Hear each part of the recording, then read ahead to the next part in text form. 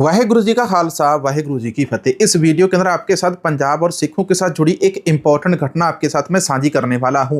अगर सिख अपनी आत्मरक्षा के लिए हथियार उठाता है तो उसको सेल्फ डिफेंस कहा जाता है, लेकिन हेनरी नोवाक मामले के अंदर पूरी सिख कम्युनिटी हेनरी नोवाक मामले के अंदर विक्रम सिंह दिगवा के खिलाफ खड़ी है। हेनरी नोवाक की जो अरदास है वो सिखों के गुरुद्वारे के अंदर पड़ी जा रही है। दूसरी तरफ बात करेंगे हिमाचल की। हिमाचल के ऊपर जाने वाली गाड़ियों के ऊपर टैक्स लगता है। हिमाचल की सरकार गुंडा टैक्स हिमाचल के बॉर्डर के ऊपर वसूल रही है। इसी के बारे में, इसी को लेकर बहुत सारी किसान जथेबंदियों ने नालागढ़ इलाके के अंदर बहुत सारे धरने लगाए, बहुत लंबा प्रोटेस्ट वहां पर किया। तकरीबन 4 से 5 घंटों तक वहां पर जाम लगे रहे। सड़क को उन्होंने बिल्कुल बंद कर दिया था। हिमाचल की सरकार से सिखों ने, निहंग सिख फौज ने और जो किसान यूनियन है, इन सब ने यहां पर रिक्वेस्ट की थी कि भाई हिमाचल की सरकार ये जो टैक्स यहां पर लगा रही है इसको वापस ले ले।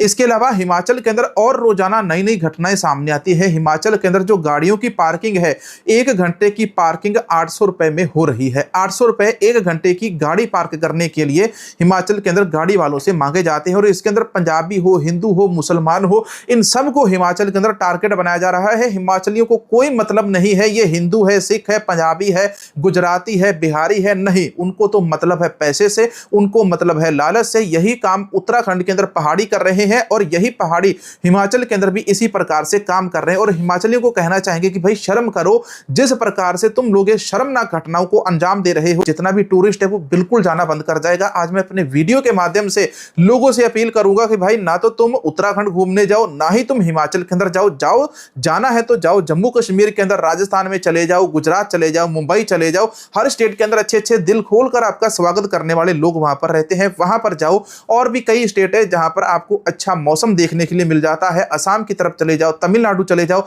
तमिलनाडु के अंदर तो सीएम विजय खालसा राज चला रहे हैं और वहां पर जाओ, वहां पर जाकर घूम कर आओ, खालसा राज सीएम विजय का देकर आओ और बताकर हमको बताना कि भाई वहां पर हमको ऐसा एहसास मिला है। लेकिन भूल कर भी ना हिमाचल जाना और ना ही उत्तराखंड घूमने के लिए जाना। मैं तो आपसे यही रिक्वेस्ट करूंगा। उत्तराखंड के अंदर जो पहाड़ी बैठे हुए हैं, सारे उत्तराखंड के लोग बुरे नहीं। उत्तराखंड के अंदर केवल 1-1.5% ऐसे लोग हैं ना जो पहाड़ी वहां पर दुकानें करके हेमकुंड साहिब के रास्ते के ऊपर बैठे हुए। उससे नीचे सारे जितने भी पहाड़ी है वो बिल्कुल अच्छे है, सही है। उत्तराखंड भी घूमने के लिए सही है, वहां पर भी आप जा सकते हो।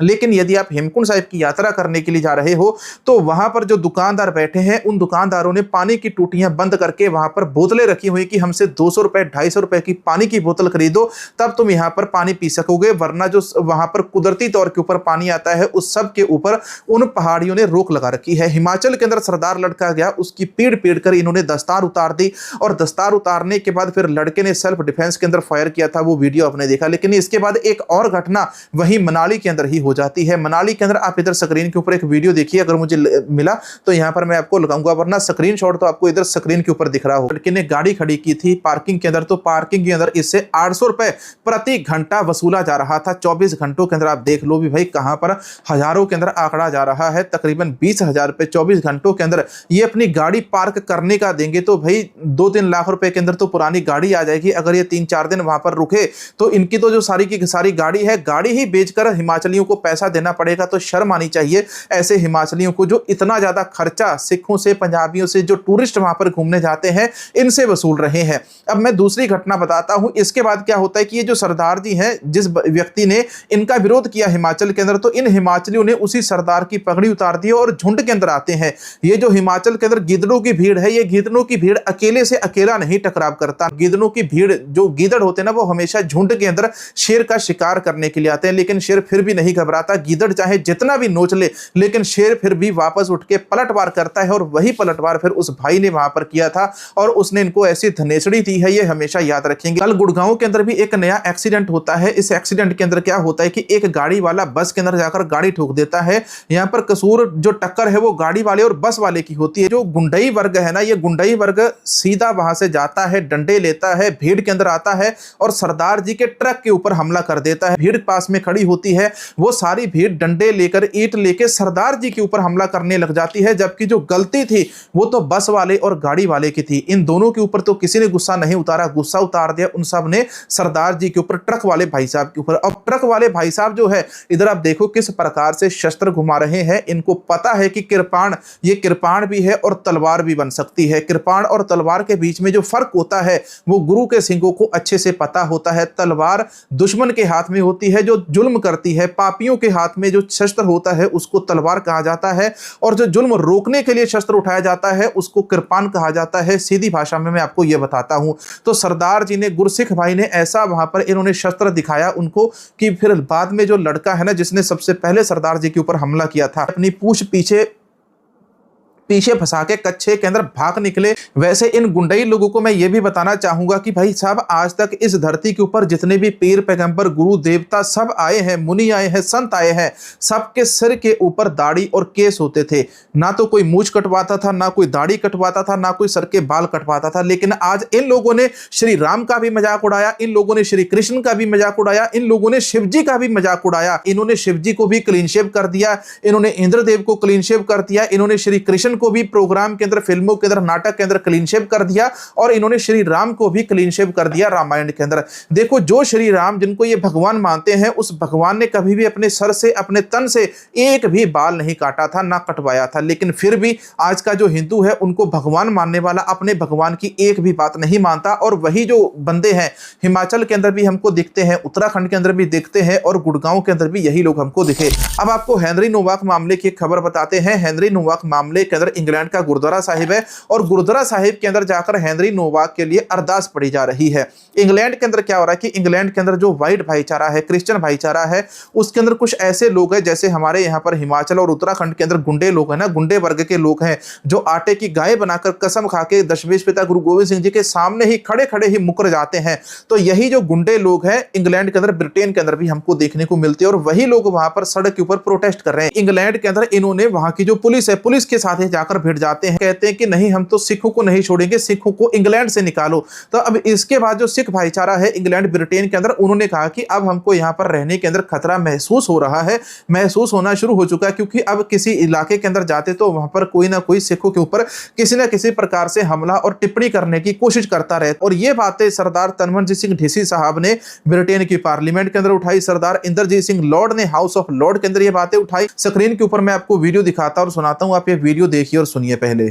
ਅਸੀਂ ਬੜੇ ਸਟਰੋਂਗਲੀ ਇਸ ਚੀਜ਼ ਨੂੰ ਨਿੰਦਿਆ ਕਰਦੇ ਹਾਂ। ਇਹ ਜੋ ਹੋਇਆ ਬਹੁਤ ਮਾੜਾ ਹੋਇਆ। ਸਾਰੀ ਕਮਿਊਨਿਟੀ ਤਾਂ ਨਹੀਂ ਗਲਤ ਹੋ ਸਕਦੀ ਜੇ ਇੱਕ ਬੰਦੇ ਨੇ ਗਲਤੀ ਕੀਤੀ ਹੈ ਕਿ ਇਸ ਵਿੱਚ ਕੁਝ ਲੋਕ ਪੋਲੀਟੀਕਲ ਫਾਇਦੇ ਉਠਾ ਰਹੇ ਨੇ।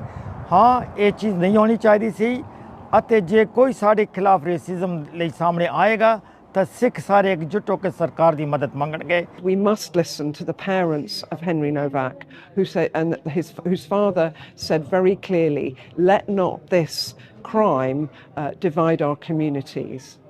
ਇਹੀ ਤਸਵੀਰਾਂ ਯੂਕੇ ਦੇ ਸਾਊਥ ਹਾਲ ਦੇ ਗੁਰਦੁਆਰਾ ਸਾਹਿਬ ਦੀਆਂ ਨੇ, ਜਿੱਥੇ ਮਰਹੂਮ ਹੈਨਰੀ ਨੋਵਾਕ ਦੀ ਯਾਦ ਵਿੱਚ 7 ਜੂਨ ਨੂੰ ਸ਼ਰਧਾਂਜਲੀ ਸਮਾਗਮ ਕਰਵਾਇਆ ਗਿਆ ਸੀ। ਇਸ ਮੌਕੇ ਸਿੱਖ ਭਾਈਚਾਰੇ ਦੀਆਂ ਸ਼ਖਸੀਅਤਾਂ ਸਣੇ ਸਿਆਸੀ ਆਗੂ ਵੀ ਮੌਜੂਦ ਸਨ। ਹੈਨਰੀ ਨੋਵਾਕ ਉਹ 18 ਸਾਲਾ ਵਿਦਿਆਰਥੀ ਸੀ। ਜਿਹੜੇ ਇੱਥੇ ਦੀ ਸਿੱਖ ਕਮਿਊਨਿਟੀ ਦੇ ਜਿਹੜੇ ਲੀਡਰਸ ਨੇ ਤੇ ਐਮਪੀਜ਼ ਨੇ ਉੱਥੇ ਇਕੱਠੇ ਹੋਏ ਤੇ ਉਹਨਾਂ ਨੇ ਪਬਲਿਕ ਦੇ ਸਾਹਮਣੇ ਤਕਰੀਰਾਂ ਕੀਤੀਆਂ ਤੇ ਉਹਨਾਂ ਦਾ ਕਹਿਣਾ ਇਹ ਸੀ ਕਿ ਜਿਹੜਾ ਹੈਨਰੀ ਨੋਵਾਕ ਦੀ ਕਿਲਿੰਗ ਦੇ ਬਾਅਦ ਸਿੱਖ ਕਮਿਊਨਿਟੀ ਨੂੰ ਜਿਹੜਾ ਬੈਕਲੈਸ਼ ਫੇਸ ਕਰਨਾ ਪਿਆ ਹੈ ਉਹਦੇ ਖਿਲਾਫ ਜਿਹੜਾ ਫਾਈਟ ਕਰਨਗੇ ਤੇ ਕਿਸੇ ਵੀ ਸਿੱਖ ਨੂੰ ਉਸ ਇੱਕ ਸਿੰਗਲ ਐਕਟ ਆਫ ਬਾਰਬਰਿਜ਼ਮ ਦੀ ਵਜ੍ਹਾ ਤੋਂ ਰੇਸਿਜ਼ਮ ਫੇਸ ਨਹੀਂ ਕਰਨਾ ਚਾਹੀਦਾ ਤੇ ਉਹਦੇ ਖਿਲਾਫ ਐਕਟਿਵਲੀ ਜਿਹੜੀ ਸਿੱਖ ਕਮਿਊਨਿਟੀ ਹੈ ਉਹ ਫਾਈਟ ਕਰੇਗੀ ਤੇ ਆਪਣੀ ਆਵਾਜ਼ ਜਿਹੜੀ ਉਹ ਯੂਕੇ ਪਾਰਲੀਮੈਂਟ 'ਚ ਉਠਾਏਗੀ। ਸਟਰੋਂਗਲੀ ਇਸ ਚੀਜ਼ ਨੂੰ ਨਿੰਦਿਆ ਕਰਦੇ ਹਾਂ। ਇਹ ਜੋ ਹੋਇਆ ਬਹੁਤ ਮਾੜਾ ਹੋਇਆ, ਹੋਣਾ ਨਹੀਂ ਸੀ ਚਾਹੀਦਾ। ਕਤਲ ਕੋਈ ਵੀ ਹੋਵੇ, ਕਿਸੇ ਵੀ ਕਮਿਊਨਿਟੀ ਦਾ ਹੋਵੇ, ਇਸ ਨਾਲ ਕਮਿਊਨਿਟੀ ਦਾ ਕੋਈ ਤਾਲੁਕ ਨਹੀਂ ਹੈਗਾ। ਜਦੋਂ ਦੋ ਬੰਦੇ ਲੜ ਪਏ, ਚਾਹੇ ਉਹ ਜੋ ਵੀ ਹੋਣ, ਉਹਨਾਂ ਦੇ ਆਪਸ ਵਿੱਚ ਆਰਗੂਮੈਂਟ ਦੇ ਨਾਲ ਇਹਦਾ ਇਹ ਨਤੀਜਾ ਨਿਕਲਿਆ। ਇਹਨੂੰ ਬਦੋ-ਬਦੀ ਜਿਹੜੀ ਸਿਆਸੀ ਰੰਗਤ ਦੇ ਦਿੱਤੀ ਜਾ ਰਹੀ ਆ ਵੀ ਇਹ ਸਿੱਖ ਸੀ, ਉਹਨੇ ਪੱਗ ਬੱਧੀ ਸੀ। ਇਹਦਾ ਮਤਲਬ ਇਹ ਤਾਂ ਨਹੀਂ ਵੀ ਜਿਹੜੇ ਬੰਦੇ ਸਿੱਖ ਨੇ ਉਹ ਇੱਦਾਂ ਦਾ ਮਤਲਬ ਇਸ ਚੀਜ਼ ਨੂੰ ਲਾਈ ਕਰਦੇ ਨਹੀਂ। ਅਸੀਂ ਬਹੁਤ ਨਿੰਦਿਆ ਕਰਦੇ ਹਾਂ। ਉਹ ਤਾਂ ਕਿਸੇ ਦਾ ਵੀ ਮਾਰਨਾ ਜਾਂ ਮਰਨਾ ਚੰਗੀ ਗੱਲ नहीं। इसके अलावा मैं आपको इंग्लैंड की एक और खबर बताने वाला हूं। इंग्लैंड के अंदर एक सिख भाई है, पंजाबी भाई का स्टोर इंग्लैंड के अंदर था। तो इंग्लैंड के अंदर जो गोरा लड़का चोरी करने आया था, पहले तो उसको उन्होंने नौकरी दी और फिर लड़के को पूछा कि भाई तू चोरी करने आया क्यों था, इसके पीछे कारण क्या था। तो लड़के ने बताया कि मैं चोरी करने इसलिए आया था क्योंकि मेरी माँ बीमार है, कई दिनों से। उसने बहाना वही बनाया कि मेरी माँ बीमार है, खाने के लिए कुछ है नहीं। तो सरदार जी ने क्या किया कि उस लड़के को अपनी दुकान के अंदर नौकरी दे दी, स्टोर के अंदर। कहा भी भाई तू स्टोर के अंदर आ जा, यहाँ पर नौकरी कर और खाने पीने देने के लिए खूब सारा जो सामान और पैसे देकर उसको उसकी माँ के पास भेजा। लड़के को फिर सरदार जी ने कॉलेज के अंदर एडमिशन भी दिलवाया और आज भी वो जो लड़का है वहां पर पढ़ाई कर रहा है। अब आपको एक और खबर बताते हैं, ये चढ़ती कला वाली खबर है। सिखों के जो जज्बे ना, सिखों के जज्बे को सलाम है पूरी दुनिया के अंदर। सिखों ने इस प्रकार से इतिहास रचा है भाई, कमाल कर दिया। सरदार लड़के की गुरसिख व्यक्ति की मैं तस्वीर आपको स्क्रीन के ऊपर दिखाना चाहता हूं। आप स्क्रीन के ऊपर तस्वीर देखिए, ये सरदार सिख लड़का, इसके हाथ भी नहीं है, हाथ नहीं है, दोनों बाजू भी नहीं है, लेकिन फिर भी इस व्यक्ति ने क्या किया कि तैराकी के अंदर, स्विमिंग के अंदर इस लड़के ने गोल्ड जीता है। रोशन कर दिया है इन्होंने सिखों का नाम पूरी दुनिया के अंदर, और डंका बजा दिया है कि सिखों के अंदर जो जज्बा है, खालसा जो है, वो दशमेश पिता गुरु गोविंद सिंह जी ने सिखों के अंदर वो चिंगारी स्पिरिट भर दी है जो अमृत छकने के बाद अंदर से जल उठती है। इसके अलावा मैं आपको एक और खबर बताता हूं। यह खबर एक गुड्डा सरदार के साथ जुड़ी हुई है। पुलिस के सामने झुका गुड्डा सरदार ने एसएसपी से कहा, अब मुख्य धारा में लौटना चाहता हूं। एसएसपी के द्वारा जब इस गुड्डा सरदार को पकड़ा गया तो इसके बाद इसकी असलियत सामने आ गई। इसके हाथ में कड़ा नहीं है, इसने श्री साहब नहीं पहन रखा है, इसने सिर के ऊपर दस्तार नहीं सजाई है, तो ये कैसे सरदार हो गया भाई? समझ नहीं आ रही कि इसको सरदार क्यों लिख रहे हैं। इसीलिए इसको इन्होंने गुड्डा सरदार लिखा है कि भाई ये गुड्डा जस्ता है, ये गुड्डा है, और ये गुड्डा सरदार आईपीएल की सट्टेबाजी करता था। अच्छा, गुरु साहब के बताए हुए रास्ते के ऊपर तो चलना नहीं, एसएसपी साहब डंडे से समझाते ना, डंडा चढ़ा के, तभी जाकर समझ आती है। तो इस वीडियो के अंदर दोस्तों इतना ही। मिलेंगे एक और नई वीडियो नई जानकारी के साथ। आपको इस वीडियो के अंदर कैसी जानकारी मिली है कमेंट सेक्शन के अंदर जरूर बताना। वाहेगुरु जी का खालसा, वाहेगुरु जी की फतेह।